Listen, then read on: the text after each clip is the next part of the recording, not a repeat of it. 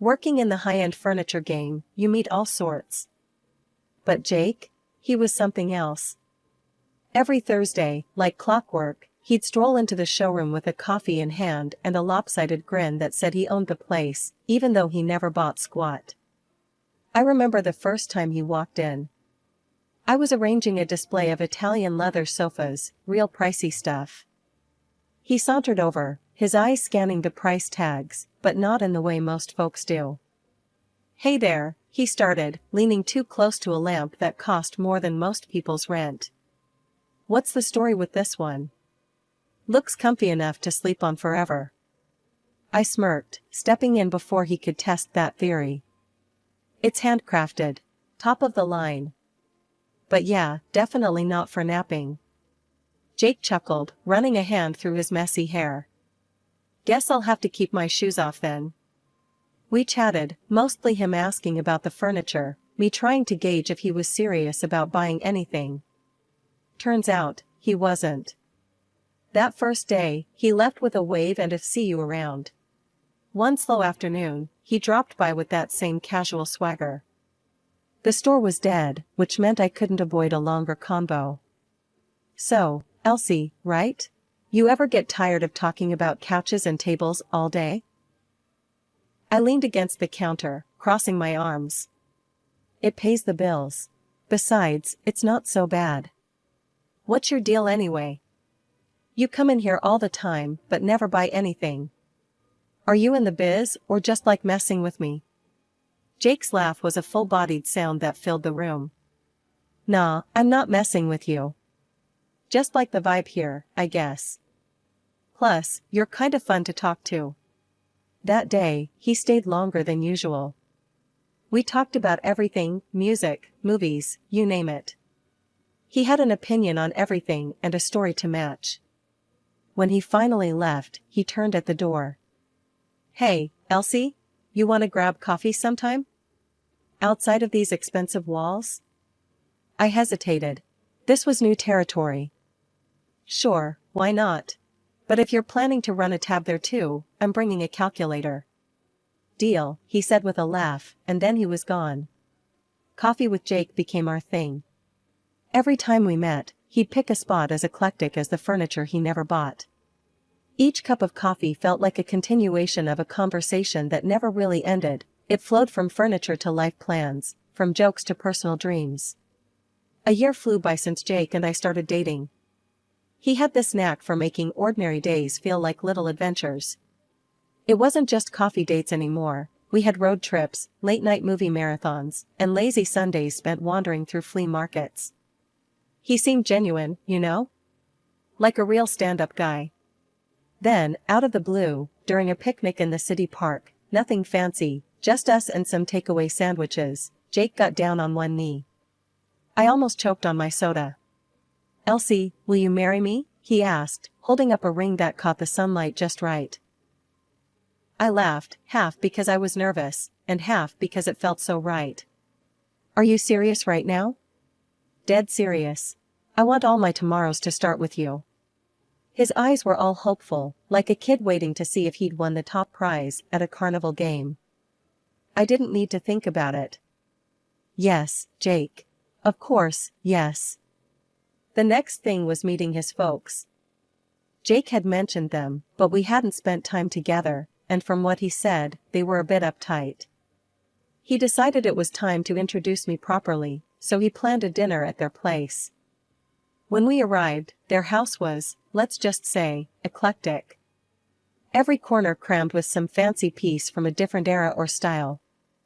It was like walking into a museum where all the exhibits got mixed up. Jake's mom, Lydia, was as cold as the November air when she opened the door. "You must be Elsie," she said, eyeing me like I was a piece of furniture she couldn't quite place. "Yes, nice to meet you," I managed, trying not to let her scrutiny get to me. We sat down to dinner, and the vibe was stiff. Jake tried to lighten the mood, but his dad, Harold, only thought a bit after Jake mentioned my job at the luxury salon. "So, you work with expensive furniture? Designer pieces?" Harold asked, his tone shifting from indifferent to slightly intrigued.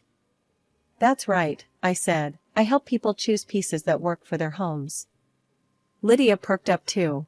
And you have savings? That's good. Very good.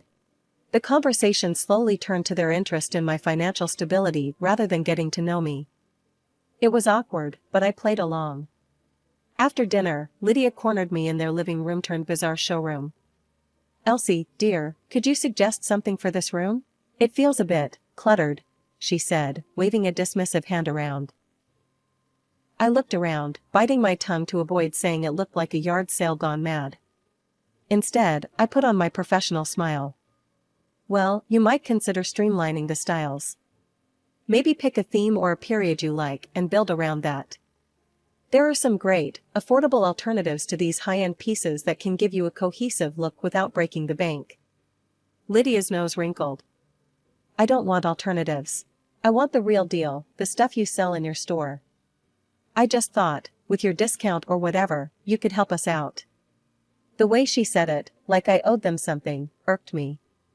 But Jake was watching us, a hopeful look in his eyes, like he wanted this to go well.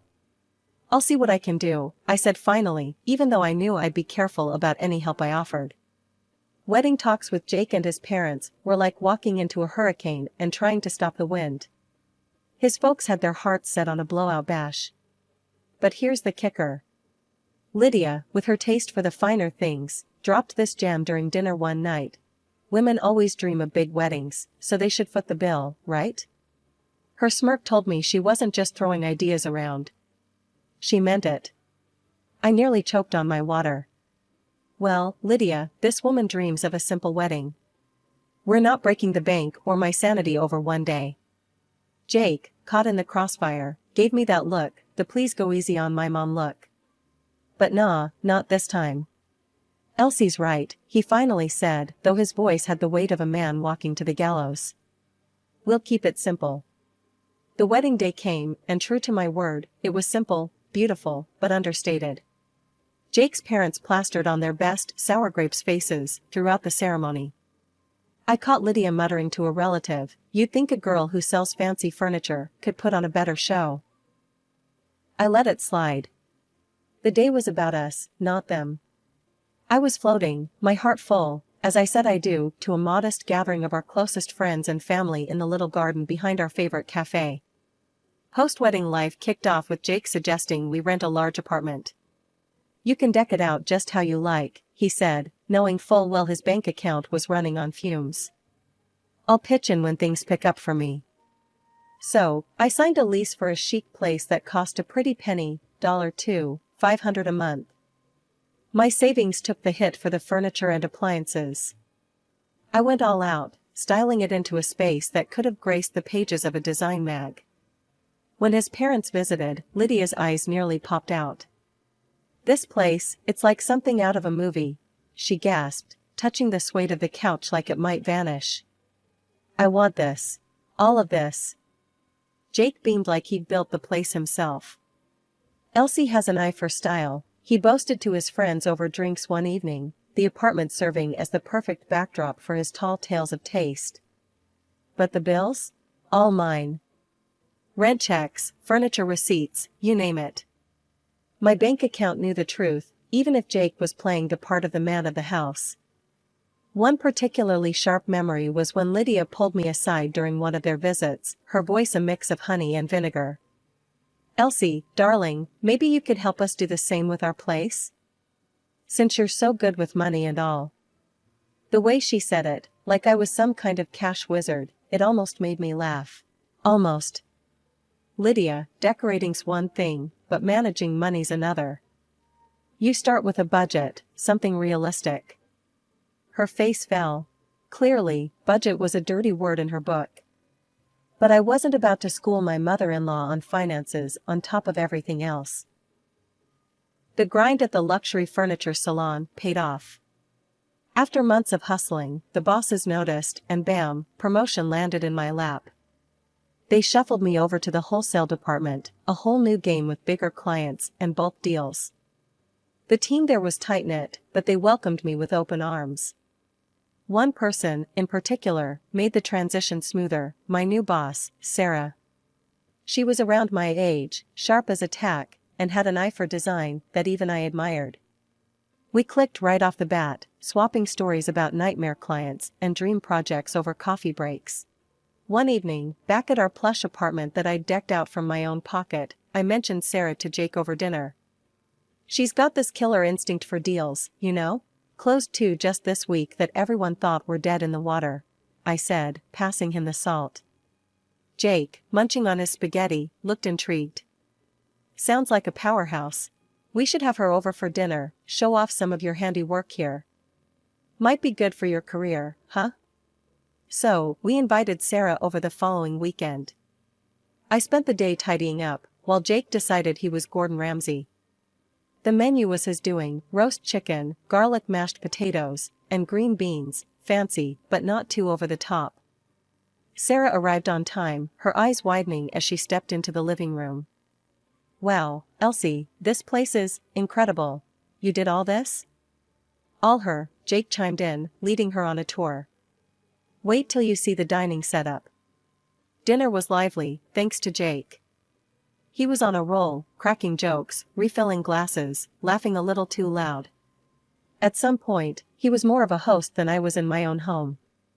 I caught him a few times, being extra attentive to Sarah, laughing a touch too heartily at her jokes, which were funny but not that funny. It bugged me enough that I pulled him aside while Sarah was in the restroom. "Hey, what's with the show?" I whispered, nodding toward the dining room. Jake kept his voice low, a serious look crossing his face for just a second. "I am trying to impress her. For you. Maybe she'll speed up another promotion or something." I frowned. "I don't need you to charm my boss for a promotion, Jake. I can handle my career." When Sarah came back, we rounded off the evening with dessert, chocolate cake, Sarah's favorite, as I'd mentioned to Jake. He listened, at least when it suited his plans. After Sarah left, praising the meal and the company, Jake slumped on the couch, grinning like he'd won a prize. "See? Told you it'd go great." I sat beside him, not quite sharing the sentiment. "It was nice, but don't do that again." "I don't need a show, just be normal next time." Jake just waved a hand, dismissing my concerns as he turned on the TV. "You worry too much. It was fine." But it wasn't fine, not really. His act felt off, like he was playing a part. Since the promotion, my paycheck had grown nicely, which, naturally, led Jake to find new ways to spend it. First up, his wardrobe. "Babe, I can't keep wearing these old suits. If you want me to be promoted too, I gotta look the part," he'd argued one evening, thumbing through a catalog of designer suits that cost more than our rent. "Fine, we'll update your closet. But keep it sensible, okay?" I conceded, figuring if it boosted his confidence, it might help him in his own career. The new Jake was a dapper one, and he was all too eager to show off his revamped style. Not long after the wardrobe overhaul, he had another idea. How about dinner out with Sarah again? Could be fun, right? It sounded harmless enough, so I agreed. The night was a success, full of laughter and pricey wine. At the end of the evening, when the check came, Jake made a show of grabbing it. "Let me get that for you," he told Sarah with a flourish. She smiled, a bit awkwardly. "Oh, you don't have to, but thank you, Jake." Then, with his hand on the leather folder, he leaned in close to me. "Babe, can you cover this? Just play along." Puzzled and slightly annoyed, I nodded, slipping my card to the waiter while Sarah was distracted. Jake was beaming like he'd just closed a major deal, and I couldn't help but feel like I was being played in my own life. This pattern didn't stop. Dinners turned into weekend getaways, which Jake insisted on initiating, and I unwittingly financed. He'd tell Sarah, "Don't worry about the cost, we've got it," while winking at me across the room.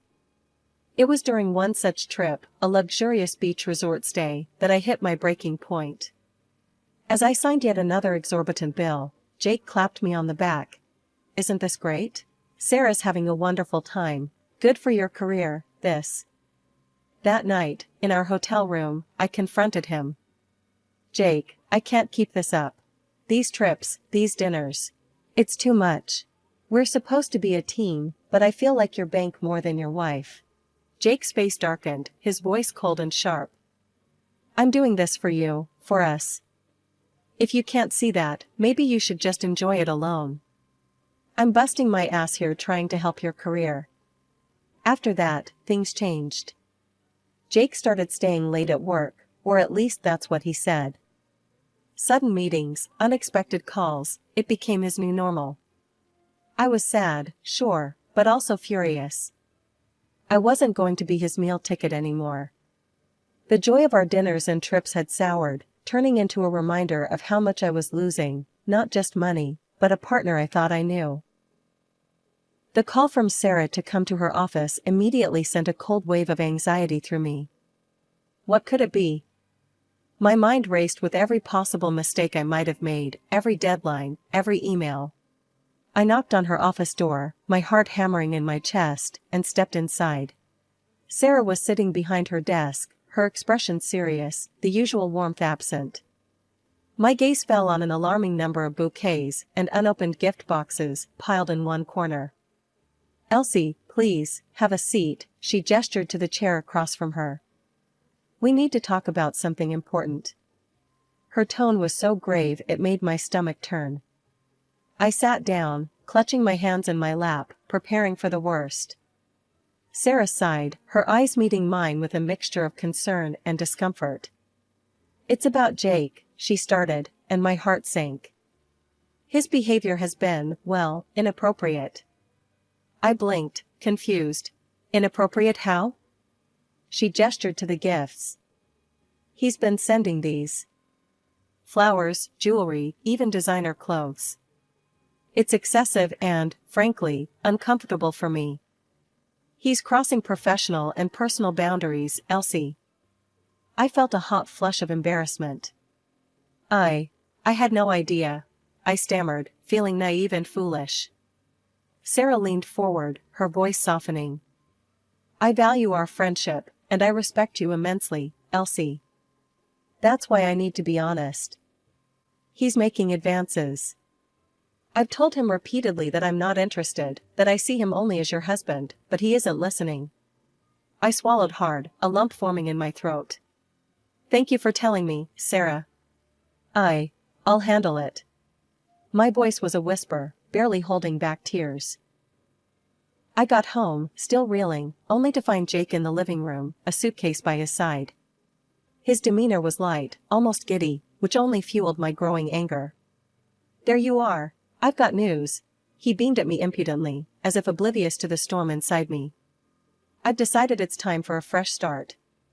Quit my job today, and I think it's best if my parents move in here. You should find another place. His words hit me like a physical blow. What are you talking about, Jake? Your parents? Why would I leave? He shrugged, annoyingly calm. Come on, Elsie. This place is too good for just us. And let's be honest, it fits their style more. Plus, you can afford another spot, no big deal, right? I stared at him, disbelief and anger intertwining. No big deal? You cheat, you lie, you spend my money, and now you kick me out? Whoa, cheat? What are you on about? His feigned ignorance was infuriating. Don't play dumb, Jake. Sarah told me everything, the gifts, the advances. How could you? My voice cracked, tears threatening to spill. Jake's face hardened. So what? She's richer and more promising than you, so I just want to get a better life. Just pack up and go, Elsie. His words were a dagger, cutting through any remaining ties of affection I had for him. That night, I lay in the spare bedroom, the reality of my crumbling marriage suffocating me. Jake's betrayal was clear, his intentions laid bare. By morning, I knew what I had to do. The next morning, I had found a new apartment online, a smaller, quieter place that felt like a fresh start. I signed the lease electronically and called the movers, all before Jake had even stirred from his sleep. As the movers started arriving, I was methodically showing them around, pointing out what to take. I'd gathered all the receipts and proofs of purchase for the furniture, my furniture, that I'd paid for with my hard-earned money.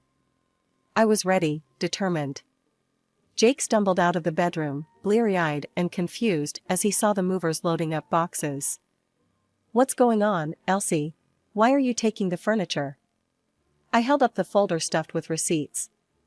"Because it's mine. I bought it, I paid for it, and it's coming with me. Any questions?" He opened his mouth, then closed it, the reality hitting him as his eyes swept over the evidence in my hands. Just then, his parents burst through the door. His mother, Lydia, took one look at the scene, movers carrying out chairs and tables, and she lost it. "Stop. Stop right now. Put my furniture back." The movers paused, looking unsure. I nodded firmly at them. "Keep going, guys. It's all documented." Lydia was frantic, her voice rising in panic as she turned to Jake. "How are we supposed to live here without any furniture? What are we going to do?" I couldn't help but laugh. "Oh, don't worry, Lydia. I'm sure Jake's new girlfriend will furnish your lives splendidly," I said, the sarcasm dripping from every word. His mother looked at him hopefully, her eyes darting back and forth between the emptying apartment and her son. "And your little boss is going to buy us all this? Is she going to take care of us now?" I shook my head, almost in disbelief at their audacity. "Actually, I spoke to her yesterday. She wants nothing to do with you or Jake. She's sending back every ridiculous gift he bought." The look on Jake's face was priceless, a mix of shock, embarrassment, and a realization that his schemes were crumbling around him. Lydia's wrath turned to her son as she poked him hard in the chest. "You fool. We could have had a good life here with Elsie supporting us, and you ruined it." Jake's desperation was palpable as he turned to me, his voice shaky. "Elsie, please, don't do this. We can fix it. We can start over." I handed him an envelope, the divorce papers I had prepared. "This is the only thing left to start over. My lawyer will call you." As I walked out of the apartment, I didn't look back. I was leaving behind more than just a bad marriage and a duplicitous husband. I was leaving behind the old Elsie who tolerated far too much. Settling into my new apartment was like breathing fresh air after being submerged underwater for too long. The place wasn't as large as the last, but every square inch of it was mine, truly mine. I threw myself into decorating, picking pieces that weren't just stylish, but spoke to my newfound independence. I went for bold colors this time, vibrant blues and emerald greens, each room a testament to starting over. Meanwhile, Jake and his parents weren't faring so well. Last I heard, they couldn't keep up with the $2,500 rent without my paycheck and had to downsize dramatically. They ended up in a cramped, run-down place on the other side of town. Jake refused to settle for a regular job. He bounced around, looking for another golden ticket, while his mom, Lydia, had no choice but to get a retail job. Their palace built on expectations had crumbled, and from what snippets I caught through mutual friends, so had their tolerance for each other. Then, one afternoon as I was setting up a new art piece in the living room, my phone rang. The sweet, sugary tone of Lydia's voice oozed through the speaker when I answered. "Elsie, darling, it's Lydia. How have you been? We've all missed you so much over here." I almost dropped the phone, half laughing, half in disbelief. "Missed me, Lydia, or my paycheck? Let me guess, you want me to come back? To what? Watch Jake chase dreams while I foot the bill? No thanks, Lydia." "You don't understand, Elsie, we're family." She tried again, her voice now a mix of desperation and saccharine. "Family?" I scoffed. "Family doesn't use each other, Lydia. You should try supporting yourselves for a change." Before she could respond, I hung up and blocked the number. That part of my life was closed, sealed, and good riddance to it. In contrast to the chaos that was my past life, my career was flourishing. Sarah and I had grown closer, her respect for me solidifying after I handled the personal turmoil with as much grace as I could muster. She hinted last week that another promotion was on the horizon, something that would put me even more in control of my professional path. It was like the universe rewarding me for all the hardships. One evening, sitting in my newly decorated living room, I reflected on everything that had happened. The apartment looked incredible, a true reflection of my style and spirit. I had new friends coming over that night, colleagues who appreciated me for my skills and company, not for what my bank account could do for them. The doorbell rang, pulling me from my thoughts. I opened the door to smiling faces, genuine and happy to see me. As we gathered around the sleek, modern dining table I'd picked out myself, laughter filled the space, bouncing off walls that echoed a new chapter of my life.